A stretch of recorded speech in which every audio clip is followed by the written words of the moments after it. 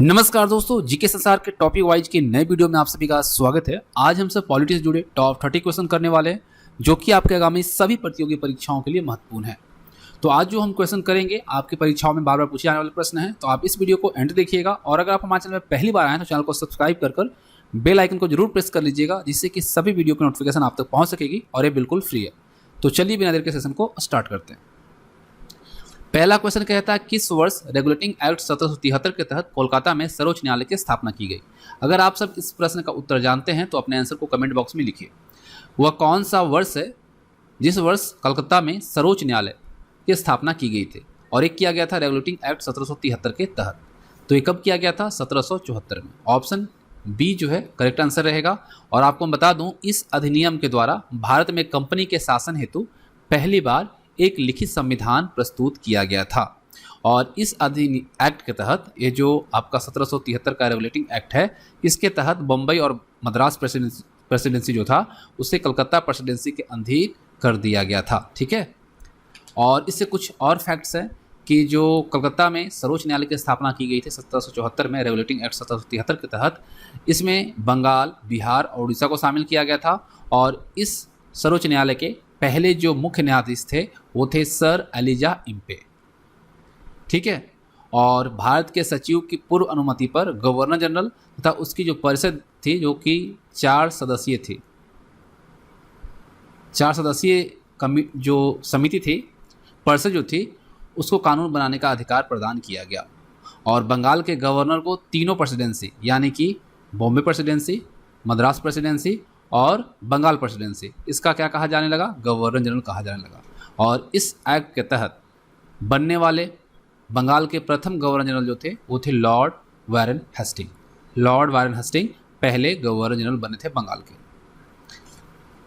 तो I think यहाँ पे आपका क्लियर हो गया। चलिए प्रश्न संख्या 2 करते हैं। प्रश्न संख्या 2 है किन अधिनियम द्वारा कंपनी के व्यापारिक एकाधिकार को अंशतः यानी कि कुछ और पूर्णतः समाप्त कर दिया गया। तो अगर आप इस प्रश्न का उत्तर जानते हैं तो कमेंट बॉक्स में जल्दी से अपने आंसर को लिखिए। इस प्रश्न का सही उत्तर जो रहेगा वो रहेगा ऑप्शन ए, 1813 और 1833 का चार्टर अधिनियम। तो सबसे पहले हम जानते हैं कि जो 1813 का चार्टर अधिनियम है वह क्या कहता है। तो इस एक्ट के द्वारा कंपनी के अधिकार पत्र को 20 वर्षों के लिए, ठीक है, 20 वर्षों के लिए बढ़ा दिया गया और कंपनी के भारत के साथ व्यापार करने के एकाधिकार को क्या किया गया? समाप्त कर दिया गया।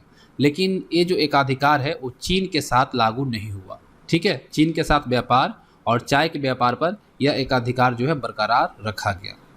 और इसी एक्ट के तहत 1813 का जो चार्टर एक्ट है, इसके तहत ईसाई मिशनरियों को भारत में धर्म प्रचार की अनुमति दी गई। और इसी एक्ट के तहत भारत में शिक्षा के लिए हर वर्ष 1 लाख तक खर्च करने का प्रावधान भी किया गया। ठीक है। और पहली बार भारत में ब्रिटिश क्षेत्र की संवैधानिक स्थिति को स्पष्ट रूप से परिभाषित जो किया गया वह चार्टर एक्ट 1813 के तहत किया गया। क्लियर।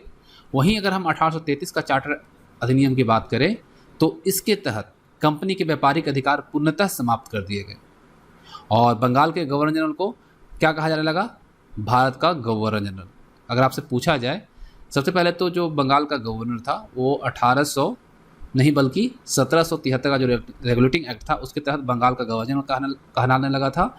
लेकिन 1833 का जो चार्टर अधिनियम है, इसके तहत जो बंगाल का गवर्नर जनरल था वह क्या हो गया? भारत का गवर्नर जनरल कहा जाने लगा। और गवर्नर जनरल को सभी नागरिक और सैन्य शक्तियाँ इसमें प्रदान की गई थी। अगर आपसे पूछा जाए कि भारत का प्रथम गवर्नर जनरल कौन था तो लॉर्ड विलियम बेंटिक बना था। ठीक है। कौन? Lord William Bentinck. और भारत के गवर्नर जनरल को पूरे जो ब्रिटिश भारत था उसमें विधि निर्माण का एकाधिकार प्रदान किया गया। साथ ही साथ इसके अंतर्गत बनाए गए कानूनों को क्या कहा गया? नियामक कानून कहा गया। और नए कानून के तहत बने जो कानून थे उसे क्या कहा गया? एक्ट कहा गया या फिर अधिनियम कहा गया। ठीक है। और आपको मैं बता दूं कि गवर्नर जनरल जो था उसकी कार्यकारिणी में 3 सदस्य होते थे, लेकिन विधि परामर्श हेतु गवर्नर जनरल की परिषद में विधि सदस्य के रूप में 4 सदस्य को शामिल किया गया था इसी एक्ट के तहत। और गवर्नर जनरल को संपूर्ण देश के लिए एक ही बजट तैयार करने का भी अधिकार दिया गया। एक चीज़ याद रखना है आपको लॉर्ड मैकाले। लॉर्ड मैकाले की अध्यक्षता में प्रथम विधि आयोग का गठन किया गया था। कई दफ़ा क्वेश्चन पूछा गया है किसकी अध्यक्षता में प्रथम विधि आयोग का गठन किया गया, तो लॉर्ड मैकाले के। और 1833 का जो एक्ट है इसके तहत सिविल सेवकों के चयन के लिए क्या किया गया, ओपन कॉम्पिटिटिव एग्जाम आयोजन करने का प्रयास किया गया। और जो भारत में दास प्रथा को गैर कानूनी घोषित जो किया गया था तो 1833 का चार्टर अधिनियम के तहत ही किया गया था। क्लियर। चलिए अगला प्रश्न है किसकी अध्यक्षता में प्रथम विधि आयोग का गठन किया गया।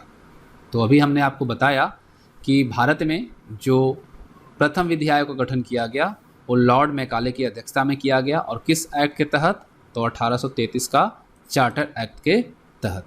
क्लियर। चलिए प्रश्न संख्या 4 देखिए, निम्नलिखित में से किस अधिनियम से राष्ट्रपति के अध्यादेश जारी करने की शक्ति प्रेरित है।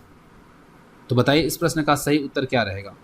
प्रश्न संख्या 4 का सही उत्तर क्या रहेगा। अगर आप सब आंसर जानते हैं तो अपने आंसर को कमेंट बॉक्स में जल्दी से लिखिए। तो इस प्रश्न का सही उत्तर होगा भारत शासन अधिनियम 1935। भारत शासन अधिनियम 1935 क्या कहता है, तो इस अधिनियम के तहत केंद्र में द्वैध शासन की स्थापना हुई। ठीक है। अगर आपसे पूछा जाए कि भारत में द्वैध शासन की जो स्थापना हुई वो कौन से अधिनियम के तहत हुआ, तो भारत शासन अधिनियम 1935 के तहत। यानी कि कहने का मतलब है केंद्र और राज्य इकाइयों के मध्य शक्तियों का विभाजन किया गया। और जब केंद्र और राज्यों के बीच शक्तियों का विभाजन हुआ तो इसमें 3 सूचियों के अंतर्गत इसे विभाजित किया गया। ठीक है, 3 सूचियों के अंतर्गत विभाजित किया गया। और अगर हम 3 सूचियों की बात करें तो इसमें आता है संघ सूची, और एक आता है प्रांतीय सूची। ठीक है, प्रांतीय सूची। और तीसरा आता है समवर्ती सूची। इन 3 सूचियों के अंतर्गत विभाजित किया गया। संघ सूची में जो विषयों की अगर हम बात करते हैं तो 59 विषय रखा गया, प्रांतीय सूची में 54 विषय और समवर्ती सूची में 36 विषय को शामिल किया गया। और अवशिष्ट शक्तियाँ जो थी वो किसके पास रही, गवर्नर जनरल में निहित थी। अगर हम संघीय सूची में बात करें तो इसके अंतर्गत विदेशी कार्य, मुद्रा, नौसेना, थल सेना, वायुसेना, जनगणना जैसे विषय को सम्मिलित किया गया। वहीं प्रांतीय सूची में पुलिस, प्रांतीय लोक सेवा और शिक्षा को शामिल किया गया। तो समवर्ती सूची में जो शामिल किया गया वो दंड विधि और प्रक्रिया, सिविल प्रक्रिया, विवाह एवं विवाह विच्छेद, इन सब चीज़ों को इसमें सम्मिलित किया गया था। और प्रांतों में द्वैध शासन को क्या किया गया था, समाप्त कर दिया गया था भारत शासन अधिनियम 1935 के द्वारा। और प्रांतीय स्वायत्तता का प्रावधान किया गया। भारत शासन अधिनियम 1935 के तहत 1937 में संघीय न्यायालय की स्थापना हुई थी। और इस अधिनियम के द्वारा भारत परिषद को समाप्त कर दिया गया। आप सबको पता है कि म्यांमार जो अभी है, यानी कि जो तत्कालीन वर्मा जो था वो भारत का ही अंग था। तो इसे भारत से अलग जो किया गया था 1937 में किया गया था। ठीक है। और इसके तहत ये जो एक्ट है आपका भारत शासन अधिनियम 1935, इसके तहत मुद्रा और साख पर नियंत्रण के लिए RBI की स्थापना की गई। क्लियर। तो आई विश कि आप सबको यहाँ पे डाउट जो भी होगा क्लियर हो गया होगा। चलिए अगला प्रश्न करते हैं। प्रश्न संख्या 5, सरकारी सेवाओं में नामजदगी का सिद्धांत समाप्त कर कंपनी के महत्वपूर्ण पदों को प्रतियोगी परीक्षाओं के माध्यम से भरने की प्रक्रिया किस अधिनियम द्वारा शुरू की गई। अगर आप इस प्रश्न का उत्तर जानते हैं तो जल्दी से आप कमेंट कीजिए। इस प्रश्न का सही उत्तर क्या होगा। तो आपको मैं बता दूं, इस प्रश्न का जो सही उत्तर होगा ऑप्शन सी होगा, चार्टर का जो अधिनियम 1853 का चार्टर अधिनियम, इसके तहत। ठीक है। इसमें क्या कहता है, ये जो अधिनियम है इसके तहत विधायिका को सशक्त बनाने के लिए इसको लाया गया। और पहली बार गवर्नर की जो परिषद थी वो 6 सदस्यीय थी, इसमें 6 और मेंबर को जोड़ दिया गया। ठीक है। और क्या किया गया, पहले तो विधायी एवं प्रशासनिक कार्यों को अलग किया गया और गवर्नर की परिषद में जो 6 सदस्य थे उसमें 6 और की वृद्धि की गई।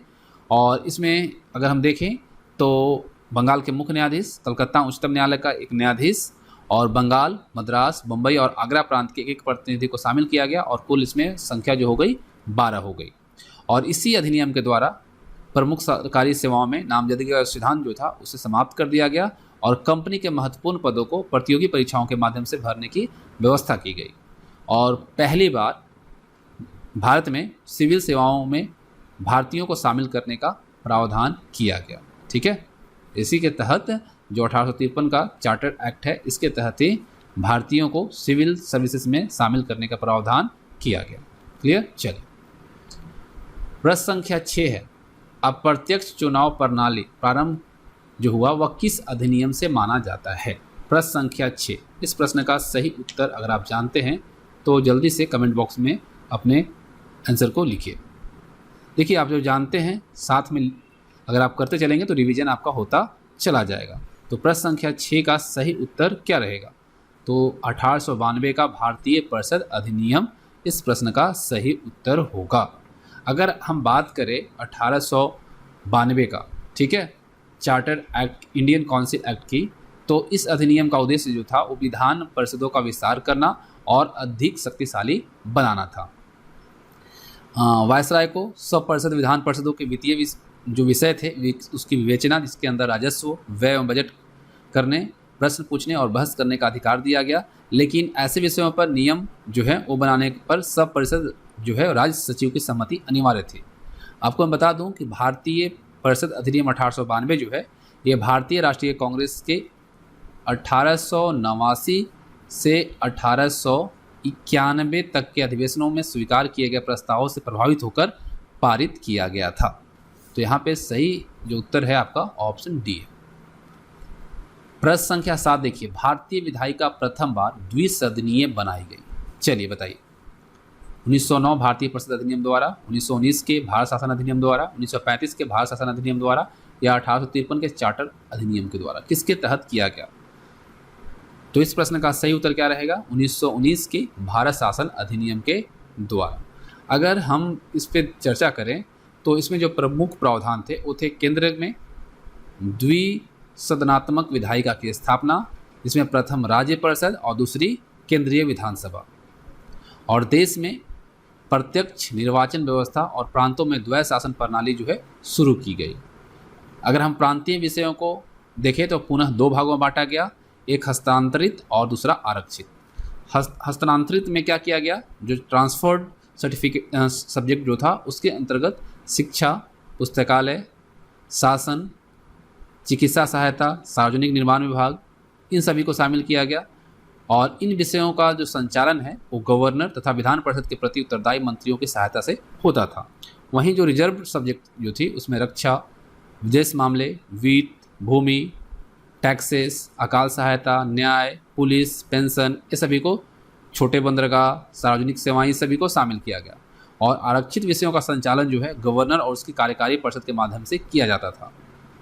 विधान परिषद में 3 प्रकार के सदस्यों की व्यवस्था की गई थी। एक तो इलेक्टेड होते थे, एक इलेक्टेड, दूसरा जो होते थे वो होते थे नॉमिनेटेड, और तीसरा जो होते थे वो थे नॉमिनेटेड नॉन गवर्नमेंट, मनोनीत गैर सरकारी। एक सरकारी और दूसरा नॉमिनेटेड नॉन गवर्नमेंट। ये 3 तरह का इसमें प्रावधान किया गया। और निर्वाचित सदस्यों की संख्या लगभग 71% थी, मनोनीत सरकारी सदस्यों की संख्या लगभग 18% और मनोनीत गैर सरकारी सदस्यों की संख्या 11% रखी गई थी। ठीक है। और इसमें पहली बार केंद्रीय बजट को राज्य बजट से अलग कर दिया गया। कई दफ़ा क्वेश्चन बना है कि कौन से एक्ट के तहत, ठीक है, कौन से अधिनियम के तहत भारत में पहली बार केंद्रीय बजट को राज्य बजट से अलग कर दिया गया। तो आपका है कौन सा? Government of India act 1919। ठीक है। और इस अधिनियम द्वारा पहली बार भारत में महिलाओं को मत देने का भी अधिकार दिया गया था। अगर आपसे पूछा जाए कि भारत में महिलाओं को वोटिंग का अधिकार जो है किस एक्ट के तहत दिया गया, तो भारत शासन अधिनियम 1919 के तहत। ठीक है। और प्रांतों में द्वै शासन के जनक किसे माना जाता है? इसे आप लिख लीजिएगा, लियोनेल कर्टिस। लियोनेल कर्टिस जो है प्रांतों में द्वै शासन के जनक माने जाते हैं। क्लियर। चलिए अगला प्रश्न करते हैं, प्रश्न संख्या 8। गवर्नर जनरल की कार्यकारिणी में नियुक्त होने वाले प्रथम विधि सदस्य कौन थे? चलिए बताइए इस प्रश्न का सही उत्तर क्या रहेगा। और आपको बता दूं, इस बार बीपीएससी का 67 का जो री एग्ज़ाम हुआ है, री एग्ज़ाम जो हुआ है आपका 67 प्री का बीपीएससी का, उसमें इस क्वेश्चन को पूछा है। तो सही उत्तर रहेगा सत्येंद्र प्रसाद सिन्हा। ठीक है, क्या रहेगा? सत्येंद्र प्रसाद सिन्हा। ठीक है, चलिए अगला प्रश्न करते हैं। अगला प्रश्न है, किस अधिनियम द्वारा केंद्रीय विधान परिषद में मुस्लिम वर्ग के लिए पृथक निर्वाचक मंडल की या निर्वाचन की व्यवस्था की गई? किस अधिनियम के द्वारा केंद्रीय विधान परिषद में मुस्लिम वर्ग के लिए पृथक निर्वाचन की व्यवस्था की गई थी? अगर आप इस प्रश्न का उत्तर जानते हैं तो कमेंट बॉक्स में अपने उत्तर को लिखिए। इस प्रश्न का सही उत्तर होगा 1909 के भारतीय परिषद अधिनियम द्वारा। ठीक है, इसको हम क्या कहते हैं? मार्ले मिंटो सुधार अधिनियम भी कहा जाता है। और सत्येंद्र प्रसाद सिन्हा वायसराय की कार्यकारिणी परिषद में नियुक्त होने वाले प्रथम भारतीय थे, विधि सदस्य थे, जो कि अभी हम लोगों ने पिछले वीडियो में देखा, पिछले क्वेश्चन में देखा। ठीक है, तो यहाँ आपका 1909 के भारतीय परिषद अधिनियम जो है सही उत्तर रहेगा। और इसी के तहत जाति, वर्ग, धर्म आदि के आधार पर पृथक निर्वाचन प्रणाली अपनाई गई, इसमें कि presidency corporation, chamber of commerce और जमींदारों को पृथक प्रतिनिधित्व दिया गया। और पहली बार केंद्रीय विधान परिषद हेतु मुस्लिम वर्ग के लिए भी पृथक निर्वाचन की व्यवस्था की गई थी। देखिए यहाँ पे कुछ चीज़ों को आपको नोट करनी चाहिए। लॉर्ड मिंटो भारत के वायसराय थे और साथ ही साथ जॉन मार्ले इंग्लैंड में भारत के राज्य सचिव थे। लॉर्ड मिंटो को सांप्रदायिक निर्वाचन के जनक के रूप में जाना जाता है। अगर आपसे पूछ लिया जाए कि सांप्रदायिक निर्वाचन के जनक किसे माना जाता है निर्वाचन के, तो लॉर्ड मिंटो। ठीक है, मार्ले मिंटो सुधार 1909। ठीक है, इसको आप याद रखिएगा। प्रश्न संख्या 10 है, प्रांतों में द्वैध शासन के जनक कहलाते हैं। अभी हमने आपको थोड़ी देर पहले बताया है, तो नो डाउट आप सब आंसर कमेंट बॉक्स में इसका करेंगे। क्या रहेगा सही आंसर? Lionel Curtis. अभी हमने आपको बताया। ठीक है, प्रांतों में द्वैध शासन के जनक कौन कहलाते हैं? Lionel Curtis. ठीक है, और इसको किसके तहत लाया गया? भारत शासन अधिनियम 1919 के तहत। ठीक है, चलिए अगला प्रश्न है, प्रश्न संख्या 11, बाल्कन प्लान किस अधिनियम से संबंधित है? चलिए बताइए। प्रश्न संख्या 11 का सही यहाँ पे उत्तर क्या रहेगा? बाल्कन प्लान के बारे में आपसे पूछा गया, तो सही उत्तर जो रहेगा वो रहेगा ऑप्शन डी, 1947 के भारतीय स्वतंत्रता अधिनियम। ठीक है, इंडियन इंडिपेंडेंस एक्ट 1947 के तहत किया गया और यही इससे संबंधित है। तो सही ऑप्शन आपका डी रहेगा। देखिए इस अधिनियम द्वारा क्या क्या प्रावधान आया? माउंटबेटन योजना को वैधानिक रूप दिया गया, और आपको बता दूं कि प्रत्येक अधिराज्य में गवर्नर जनरल होगा जिसकी नियुक्ति इंग्लैंड का सम्राट करेगा। इसमें यह प्रावधान दिया गया था। ठीक है, भारतीय स्वतंत्रता अधिनियम 1947 में। साथ ही साथ इसमें यह भी हुआ कि नए संविधान के निर्माण होने तक दोनों राज्यों का प्रशासन जो है भारत सरकार अधिनियम 1935 के अनुसार चलाया जाएगा, और भारत सचिव का जो पद है उससे समाप्त कर दिया गया और उसके स्थान पर राष्ट्रमंडल के सचिव की नियुक्ति की गई। ठीक है, इसमें यह प्रावधान किया गया था। अगर हम बाल्कन प्लान, जिसे कि डिकी वर्ड प्लान भी कहते हैं या इस्मा प्लान भी कहते हैं, अगर इसकी बात करें तो माउंटबेटन ने भारत की आज़ादी के लिए डिकी वर्ड प्लान तैयार किया था, और ये योजना जनरल सर हेस्टिंग इस्मा, सर जॉर्ज एबल और लॉर्ड माउंटबेटन की एक समिति के द्वारा बनाई गई थी। और यह योजना जो थी वो दिल्ली में प्रांतीय गवर्नरों की असेंबली में हेस्टिंग इस्मा द्वारा प्रस्तुत किया गया। इसी वजह से इसे इस्मा योजना भी कहा जाता है, इस्मा प्लान भी कहा जाता है। अगर हम इस योजना की बात करें तो इसमें यह प्रावधान था कि सत्ता का हस्तांतरण पृथक पृथक प्रांतों को किया जाए, या सत्ता हस्तांतरण से पहले यदि परिसंघ का गठन हो जाए तो उसके लिए इसमें यह प्रावधान भी किया गया था। इस योजना का विवरण जो है माउंटबेटन ने जवाहरलाल नेहरू के सामने रखा था, जिसे उन्होंने तुरंत रिजेक्ट कर दिया था, अस्वीकार कर दिया था, और कहा था कि यह योजना भारत के बाल्कनीकरण को आमंत्रित करेगी और संघर्ष एवं हिंसा को भड़काएगी। इसी वजह से इस योजना को क्या कहा जाता है? बाल्कन प्लान या बाल्कनीकरण प्लान भी कहा जाता है। ठीक है, इस चीज़ को याद रखिए। तो इस प्लान को, बाल्कन प्लान को क्या क्या कहा जाता है? Balkan plan, Dickie Bird plan, Ismay plan. ठीक है, चलिए प्रश्न संख्या 12 करते हैं। सीमा आयोग की अध्यक्षता किसने की? चलिए बताइए किसने किया? चलिए सही उत्तर यहाँ पे क्या हो जाएगा, तो सही उत्तर होगा रेडक्लिफ। ठीक है, सीमा आयोग की अध्यक्षता किसने की थी, रेडक्लिफ ने। प्रश्न संख्या 13, निम्न में से किस अधिनियम द्वारा भारतीयों को विधान परिषद में बजट पर बहस करने की शक्ति प्राप्त हुई। मोस्ट इंपॉर्टेंट प्रश्न है। अगर वीडियो पसंद आ रही है तो आप वीडियो को लाइक और शेयर जरूर कीजिएगा, जिससे कि हमें मोटिवेशन मिलती है, जिससे कि आपके लिए और इस तरह के यूजफुल वीडियो को लाने में काफ़ी अच्छा लगता है। चलिए सेशन को यहाँ पे हम आगे बढ़ाते हुए 13 नंबर प्रश्न कर रहे हैं, तो सही इसका आंसर क्या रहेगा। तो प्रश्न संख्या 13 का सही आंसर रहेगा भारतीय परिषद अधिनियम 1892। तो अभी हमने आपको बताया था ये जो भारत शासन अधिनियम 1892 है उसके क्या क्या इसमें प्रावधान थे, है ना। इस अधिनियम का उद्देश्य क्या था, विधान परिषदों का विस्तार करना और अधिक शक्तिशाली बनाना, और यहाँ पे विधान परिषद की ही बात हुई है। और भारतीय परिषद अधिनियम 1892 जो है ये क्या था, भारतीय राष्ट्रीय कांग्रेस की जो 1889 और से लेकर 1891 तक के जो अधिवेशन थे उसमें स्वीकार किए प्रस्ताव से प्रभावित होकर ही उसको लाया गया था। ये भी हमने पहले ही आपको बताया था। ठीक है, चलिए अगला प्रश्न है प्रश्न संख्या 14, स्वतंत्र भारत के प्रथम और अंतिम भारतीय गवर्नर जनरल कौन थे। तो नो डाउट आप सबको पता है सी राजगोपालाचारी। कौन थे, सी राजगोपालाचारी थे। और इससे जुड़े कुछ और फैक्ट मैं बता दूं आपको कि सी राजगोपालाचारी जो थे, है ना, ये पहले भारतीय गवर्नर जनरल थे। लेकिन अगर आपसे पूछा जाए कि स्वतंत्र भारत के प्रथम गवर्नर जनरल कौन थे, तो थे कौन, लॉर्ड माउंटबेटन। ठीक है, और ये कब से कब तक रहे थे, 15 अगस्त 1947 से लेकर 21 जून 1948 तक। ठीक है, 1948 तक। और स्वतंत्र भारत के प्रथम और अंतिम भारतीय गवर्नर जनरल जो थे वो थे सी राजगोपालाचारी, और ये रहे थे 21 जून 1948 से 26 जनवरी 1950 तक, जब तक कि हमारा संविधान लागू नहीं हो गया था। ठीक है, आपसे एक क्वेश्चन है कि भारत के पहले प्रधानमंत्री जवाहरलाल नेहरू,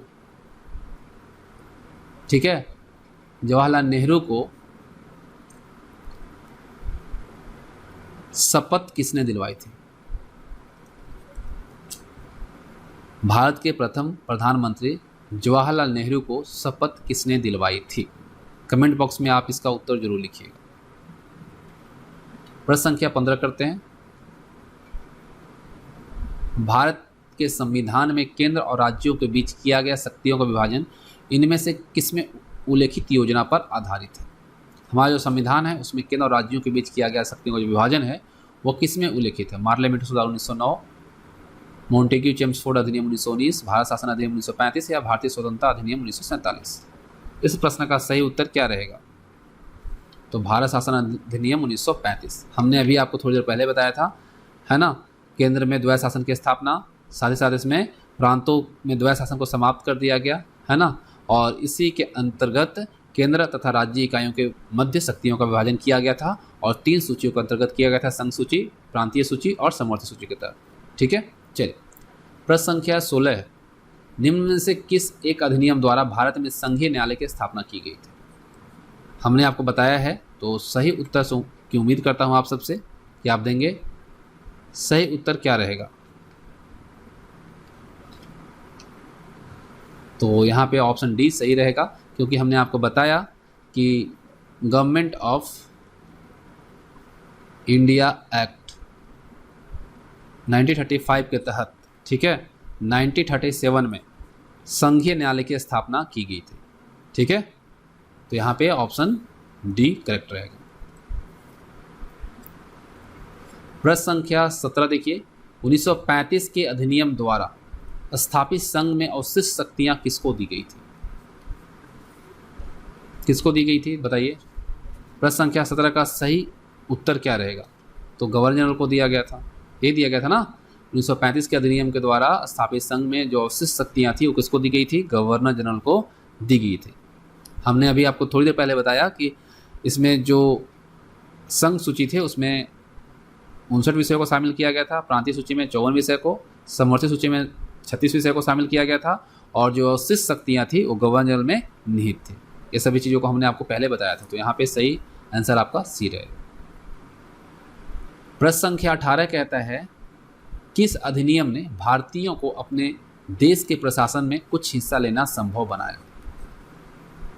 चलिए बताइए सही उत्तर क्या होगा। सही उत्तर इस प्रश्न का क्या होगा? तो चार्टर एक्ट 1853 यही तो है सही उत्तर इसका, है ना। क्योंकि हमने आपको बताया कि ये जो था इसके तहत प्रमुख सरकारी सेवाओं में नामजदगी का सिद्धांत को समाप्त कर दिया गया और कंपनी के महत्वपूर्ण पदों को प्रतियोगी परीक्षाओं के माध्यम से भरने की व्यवस्था की गई और पहली बार इसी एक्ट के तहत सिविल सेवाओं में भारतीयों को शामिल करने का प्रावधान किया गया था। तो सही उत्तर ऑप्शन बी। प्रश्न संख्या 19 है किस अधिनियम द्वारा कंपनी का चीन तथा पूर्वी देशों के साथ चाय के व्यापार का एकाधिकार 20 वर्षों के लिए बढ़ाया गया? बताइए सही उत्तर इस प्रश्न का क्या रहेगा। तो सही उत्तर जो रहेगा ऑप्शन ए रहेगा, 1813 का चार्टर अधिनियम। क्योंकि हमने आपको बताया था कि अधिकार पत्र को 20 वर्षों के लिए बढ़ा दिया गया था और कंपनी के भारत के साथ व्यापार करने के अधिकार को समाप्त किया गया था, लेकिन चाइना के साथ, ठीक है, चाइना के साथ व्यापार और चाय के व्यापार पर यह अधिकार जो एकाधिकार था उसे बरकरार रखा गया था। तो यहाँ पे 1813 का चार्टर अधिनियम सही रहेगा। इसमें और कुछ चीज़ों को हमने आपको बताया था कि ईसाई मिशनरियों को भारत में धर्म प्रचार की अनुमति इसी के तहत दिया गया था, है ना। चलिए प्रश्न संख्या 20 करते हैं। प्रश्न संख्या 20 क्या कह रहा है? निम्नलिखित अधिनियम में से किस अधिनियम के फलस्वरूप बर्मा भारत से अलग हुआ? बर्मा यानी कि जो अभी म्यांमार के तौर पे जाना जाता है। चलिए बताइए। हमने आपको बताया इस प्रश्न का सही उत्तर उम्मीद करता हूं आप सब देंगे। गवर्नमेंट ऑफ इंडिया एक्ट जो है 1935 इसी के तहत किया गया और कब हुआ था? 1937 में, ठीक है। जो आप बर्मा देख रहे हैं, बर्मा को अभी क्या कहते हैं, किस नाम से जानते हैं हम सब? म्यांमार के तौर पे ना।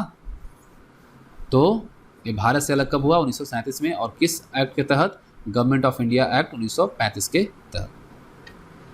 प्रश्न संख्या 21 करते हैं। प्रश्न संख्या 21 देखिए, निम्न में से कौन अगस्त 1946 में गठित प्रथम अंतरिम राष्ट्रीय सरकार का सदस्य नहीं था? नहीं था पूछा गया, ठीक है। तो इस प्रश्न का सही उत्तर जो रहेगा वो क्या रहेगा बताइए। डॉक्टर एस राधाकृष्णन सही उत्तर रहेगा। बाकी सी राजगोपालाचारी थे, डॉक्टर राजेंद्र प्रसाद और जगजीवन राम सभी थे, ठीक है। तो doctor S Radhakrishnan is the right answer. अगर कहीं भी डाउट है तो आप कमेंट बॉक्स में पूछ सकते हैं, ठीक है। और अगर हम बात करें 1946 में गठित प्रथम जो अंतरिम जो राष्ट्रीय सरकार बनी थी उसमें जवाहरलाल नेहरू जो थे वो राष्ट्रमंडल संबंध तथा विदेशी मामले के मंत्री बनाए गए थे, विभाग दिया गया था उनको। सरदार वल्लभ भाई पटेल को गृह, सूचना और प्रसारण, जॉन मथाई को उद्योग एवं नागरिक आपूर्ति, सरदार बलदेव सिंह जो थे उनको रक्षा। यहाँ पे अगर हम सी राजगोपालाचारी की बात करें तो इनको शिक्षा और कला दिया गया था। डॉक्टर राजेंद्र प्रसाद जो थे इनको दिया गया था खाद्य एवं कृषि। जगजीवन राम जो थे इनको श्रम विभाग दिया गया था।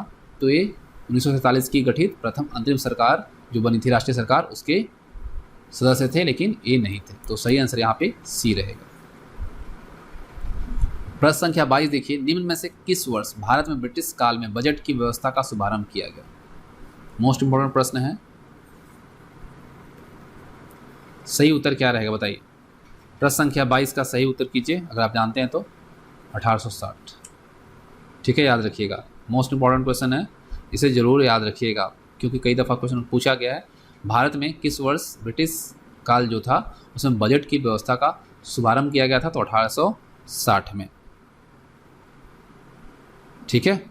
चलिए अगला प्रश्न है प्रश्न संख्या 23, 1935 का गवर्नमेंट ऑफ इंडिया एक्ट क्यों महत्वपूर्ण है? यह भारतीय संविधान का प्रमुख स्रोत है, या फिर इसके द्वारा भारत को स्वतंत्रता मिली, या इसमें भारत विभाजन उल्लेखित है, या इसके द्वारा रियासतें समाप्त हुई? 1935 का गवर्नमेंट ऑफ इंडिया एक्ट क्यों महत्वपूर्ण है? तो यह भारतीय संविधान का प्रमुख स्रोत है, ये बिल्कुल सही है, ठीक है,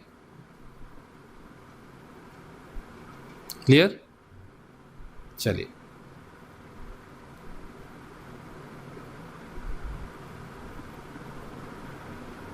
प्रश्न संख्या 24 क्या कह रहा है, देखते हैं। देखिए, निम्न यहाँ पे आपको 3 स्टेटमेंट दिए गए और उसमें से आपको सही उत्तर को फाइंड आउट करनी है। 1919 के भारत शासन अधिनियम जो है उसके निम्नलिखित में से कौन सी प्रमुख विशेषताएं हैं। ऑप्शन पहला कहता है, पहला जो यहाँ पे आपका ऑप्शन है, ऑप्शन नहीं बल्कि पहला जो कथन है उसको देखिए, प्रांतों की कार्यकारिणी सरकार में द्वैत शासन की व्यवस्था। दूसरा है मुसलमानों के लिए पृथक सांप्रदायिक निर्वाचक मंडल की व्यवस्था और केंद्र द्वारा प्रांतों को विधायी शक्तियों का हस्तांतरण। अब यहाँ पे आपने तीनों स्टेटमेंट को जो पढ़ा उसके बाद पढ़े हुए स्टेटमेंट और स्टेटमेंट के अनुसार आपको यहाँ पे उत्तर देनी है। तो देखिए, यहाँ पे आपको 3 ऑप्शन मिलते हैं, 4 ऑप्शन मिलते हैं। पहला ऑप्शन है केवल 1, 2 और 3, 1 और 3, या फिर 1, 2 और 3। तो इस प्रश्न का जो सही उत्तर होगा प्रश्न संख्या 24 का क्या रहेगा बताइए। अगर आप समझ पा रहे हैं तो आंसर कीजिए। तो देखिए, प्रांतों की कार्यकारिणी सरकार में द्वैत शासन की व्यवस्था, ये बिल्कुल सही है। उसके साथ साथ मुसलमानों के पृथक सांप्रदायिक निर्वाचक मंडलों की व्यवस्था ये नहीं है, ठीक है। और यहाँ पे तीसरा जो कहता है केंद्र द्वारा प्रांतों को विधायी शक्तियों का हस्तांतरण, ये सही है। तो यहाँ पे जो सी ऑप्शन है ये आपका सही रहेगा, ठीक है। केवल 1 और 3, ठीक है, केवल 1 और 3 जो है ये आपका बिल्कुल सही रहेगा। चलिए अगला प्रश्न करते हैं, प्रश्न संख्या 25। निम्न में से कौन सा एक भारत शासन अधिनियम 1935 में स्वीकार किया हुआ महत्वपूर्ण और अस्थायी अवयव नहीं है। देश के लिखित संविधान, विधानमंडल के लिए निर्वाचित एवं जवाबदेह प्रतिनिधि, एक संघ की योजना पर विचार, या विधानमंडल के लिए सरकारी सदस्यों का समवाचित किया जाना। तो सही आंसर क्या रहेगा, देश के लिखित संविधान, ठीक है। ऑप्शन ए यहां पर सही होगा। प्रश्न संख्या 27 करते हैं, सॉरी 25, यहाँ पे हम लोगों ने किया 25, 26 नंबर प्रश्न है ना। प्रश्न संख्या 26, निम्न में से किस अधिनियम की कमियों को दूर करने के उद्देश्य से एक्ट ऑफ सेटलमेंट लाया गया था। काफी इंपॉर्टेंट प्रश्न है। तो सही उत्तर इस प्रश्न का क्या रहेगा, 1773 का रेगुलेटिंग एक्ट, ठीक है। इसी को क्या, इसमें जो कमियां थी उसको सुधार करने के लिए क्या लाया गया था, एक्ट ऑफ सेटलमेंट लाया गया था, ठीक है। और एक्ट ऑफ सेटलमेंट हम जो एक्ट है वो कौन सा है, एक्ट ऑफ सेटलमेंट 1781, ठीक है, इसको लाया गया था। और इस अधिनियम का प्रमुख प्रावधान जो था वो था गवर्नर जनरल की परिषद और सर्वोच्च न्यायालय के बीच के संबंधों का सीमांकन करना, ठीक है। और रेगुलेटिंग एक्ट की कमियों को दूर करने की वजह से यह एक्ट को लाया गया था। और इसके तहत कलकत्ता की सरकार को बंगाल, बिहार और उड़ीसा के लिए भी विधि निर्माण की शक्ति प्रदान की गई थी, एक्ट ऑफ सेटलमेंट 1781 के अंतर्गत। प्रश्न संख्या 27 है, 1946 कैबिनेट मिशन के प्रमुख 3 सदस्य कौन कौन थे। बहुत इंपॉर्टेंट प्रश्न है। चलिए अगर आप इस प्रश्न का उत्तर जानते हैं तो बताइए। कैबिनेट मिशन 1946, तो इस प्रश्न का सही उत्तर जो रहेगा वो रहेगा Lord Pethick Lawrence, Stafford Cripps और एवी अलेक्जेंडर। देखिए, भारत की राजनीतिक समस्या के समाधान के लिए ब्रिटिश सरकार ने कैबिनेट मिशन भारत भेजा था और इस मिशन में ब्रिटिश मंत्रिमंडल के 3 सदस्य थे जो कि Lord Pethick Lawrence, sir Stafford Cripps और एवी अलेक्जेंडर थे। अगर हम इस मिशन की बात करें तो ब्रिटिश भारत और देशी रियासतों को मिलाकर एक भारतीय संघ का गठन किया जाएगा। इसमें प्रावधान किया गया था विदेश, रक्षा और संचार विभाग संघ के अधीन होंगे और संघ को इनके लिए धन एकत्र करने का अधिकार होगा। भारत पर ब्रिटिश सरकार की प्रभुसत्ता जो है उसको समाप्त कर दिया जाएगा। साथ ही साथ भारतीय रियासतों को यह छूट होगी कि वे संघ में सम्मिलित हों या स्वतंत्र रहें, यह भी इसमें किया गया था। और संविधान बनाने के लिए संविधान सभा का निर्वाचन शीघ्र होना चाहिए, ये प्रावधान इसमें किया गया था। एक इंटरेस्टिंग चीज़ आपको बताऊं कि शुरुआत में कांग्रेस और मुस्लिम लीग दोनों ने ही कैबिनेट मिशन प्लान को स्वीकार किया था। बाद में मुस्लिम लीग ने इसे अस्वीकार कर दिया और पाकिस्तान के निर्माण के लिए 16 अगस्त 1946 को डायरेक्ट एक्शन यानी कि प्रत्यक्ष कार्रवाई आरंभ कर दी थी, ठीक है। तो यहाँ पे जो क्वेश्चन पूछा है कि 1946 में कैबिनेट मिशन के प्रमुख 3 सदस्य कौन थे, तो ये ऑप्शन आपका डी सही हो। प्रश्न संख्या 28 देखिए, अंतरिम सरकार 1946 में मुस्लिम लीग के सदस्य भी सम्मिलित हैं, लेकिन कौन सदस्य मुस्लिम लीग से संबंधित नहीं था? बताइए। प्रश्न संख्या 28। तो देखिए, जोगेंद्र नाथ मंडल ये थे, लियाकत अली खान थे, गंजाफर अली खान थे, लेकिन यहाँ पे कौन नहीं थे? तो रफ़ी अहमद किदवई नहीं थे। तो ऑप्शन डी सही रहेगा। ठीक है। और देखिए, बहुत सी चीज़ें जो हैं इम्पॉर्टेंट है, वो आपको याद रखनी होगी, जिससे कि आपको देखते के साथ ही चीज़ें समझ में आ जाएं। और स्वतंत्र भारत का मंत्रिमंडल भी हम आगे देख लेते हैं। ठीक है, इस क्वेश्चन के बाद। अब देखिए, निम्न में से किसे स्वतंत्र भारत में प्रथम मंत्रिमंडल में शिक्षा विभाग सौंपा गया था? बताइए, किसे सौंपा गया था? राजेंद्र प्रसाद, मौलाना अबुल कलाम आज़ाद, जॉन मथाई या फिर सरदार वल्लभ भाई पटेल? 1946 का जो स्वतंत्रता से पहले जो अंतरिम मंत्रिमंडल गठन हुई थी, उसमें तो शिक्षा विभाग जो दिया गया था वो किसे दिया गया था?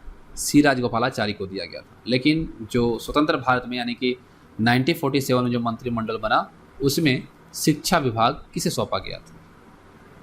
तो आप सबको पता है कि स्वतंत्र भारत के पहले शिक्षा मंत्री जो थे वो मौलाना अबुल कलाम आज़ाद थे। अगर हम प्रधानमंत्री बात करें तो प्रथम प्रधानमंत्री जवाहरलाल नेहरू थे। हमने आपसे क्वेश्चन में पूछा है कि प्रथम प्रधानमंत्री जवाहरलाल नेहरू को शपथ किसने दिलाई थी? सरदार वल्लभ भाई पटेल को गृह, सूचना और प्रसारण राज्य के विभाग दिया गया था।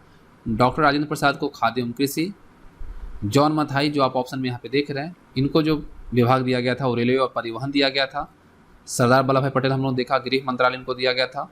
जगजीवन राम को श्रम दिया गया था। सरदार बलदेव सिंह जो थे उनको पहले भी रक्षा दिया गया था, बाद में भी रक्षा दिया गया। वी आर अम्बेडकर को विधि दिया गया था। राजकुमारी अमृत कौर को स्वास्थ्य विभाग दिया गया था। CH भाभा को वाणिज्य, रफ़ी अहमद किदवई संचार विभाग दिया गया था। और डॉक्टर श्यामा प्रसाद मुखर्जी को उद्योग एवं आपूर्ति और VN गॉडगिल को कार्य, खान एवं ऊर्जा विभाग का मंत्री बनाया गया था। तो ये थे इम्पॉर्टेंट क्वेश्चंस। उम्मीद करता हूँ आप लोग को पसंद आई होगी। अब कुछ फैक्ट्स को हम रिवाइज कर लेते हैं। रेगुलेटिंग एक्ट 1773 के द्वारा, ठीक है, 1774 में कलकत्ता में सुप्रीम कोर्ट की स्थापना की गई, जिसके मुख्य न्यायाधीश जो थे वो कौन थे? Sir Elijah Impey. ठीक है। और भारतीय परिषद अधिनियम 1909, इसके द्वारा मुस्लिम समुदाय के लिए पृथक निर्वाचन मंडल अथवा निर्वाचन क्षेत्र का गठन किया गया था। ठीक है।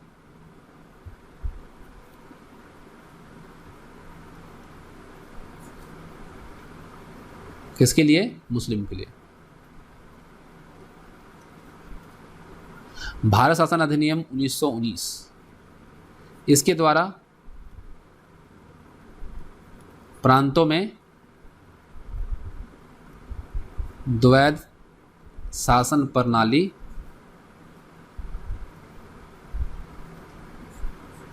इसकी क्या हुई? स्थापना की गई। भारत शासन अधिनियम 1919 के तहत ही लोक सेवा आयोग का गठन किया गया। भारत शासन अधिनियम 1935 के तहत भारत में संघीय शासन प्रणाली आरंभ की गई और पहला संघीय न्यायालय की जो स्थापना हुआ 1937 में किया गया, 1937 में किया गया। ठीक है। और भारत शासन अधिनियम 1935 के द्वारा केंद्र में, ठीक है, इसी के तहत केंद्र में द्वैध शासन प्रणाली की स्थापना की गई और लॉर्ड मिंटो को सांप्रदायिक निर्वाचन के जनक के तौर पे जाना जाता है। कुछ और चीज़ों को अगर हम देखें तो 1926 में सिविल सेवकों की भर्ती जो है किसके द्वारा? ली आयोग की सिफारिश पर केंद्रीय लोक सेवा आयोग का गठन किया गया। भारत में संघीय न्यायालय की स्थापना हम लोगों ने देखा कब किया गया? 1937 में किया गया और ये भारत शासन अधिनियम 1935 के तहत किया गया। ठीक है। 18 जुलाई 1947 को ब्रिटिश संसद द्वारा भारतीय स्वतंत्रता अधिनियम पारित किया गया। ये सभी इंपॉर्टेंट चीजें हैं, रिवाइज कर लीजिए। ठीक है। अधिनियम पारित हुआ। ठीक है। और 1927 में साइमन कमीशन की रिपोर्ट